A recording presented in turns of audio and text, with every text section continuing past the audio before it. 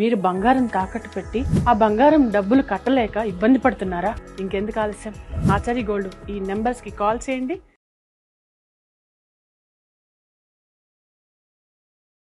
మాట్లాడేటప్పుడు కానీ గొడవ పడేటప్పుడు కానీ అంటే ఏ పోవే ఏ రావే అనేసి కొన్ని మాటలు అయితే మాట్లాడుతుంది. సో తనకి లాంగ్వేజ్ ప్రాబ్లమా లేదంటే కావాలని అలా మాట్లాడుతుందా ఏంటి మరి? అది ముందు నుంచి ఉన్న లాంగ్వేజ్ ప్రాబ్లం.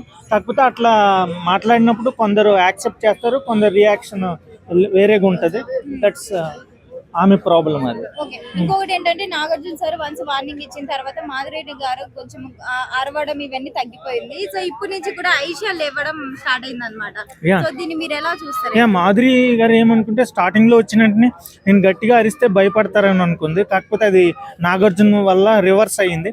సో అందుకే ఆమె కొంచెం కూల్ అయ్యింది. మళ్ళీ సిచ్యువేషన్ బట్టి ఆమె షౌట్ చేస్తుంది.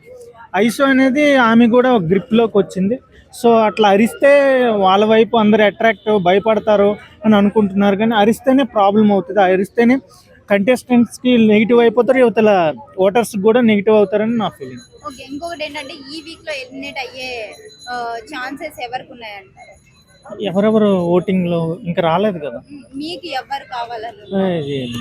ఈ ముందు కదా heroine Sana, I forgot her name, Sanjana. Yes, Sanjana first రోలో ఉంది.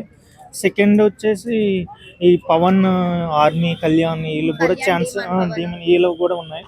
మేబీ వాళ్ళ ముగ్గురులో ఎవరో ఒకరు అవ్వచ్చు. Okay, thank you ma'am.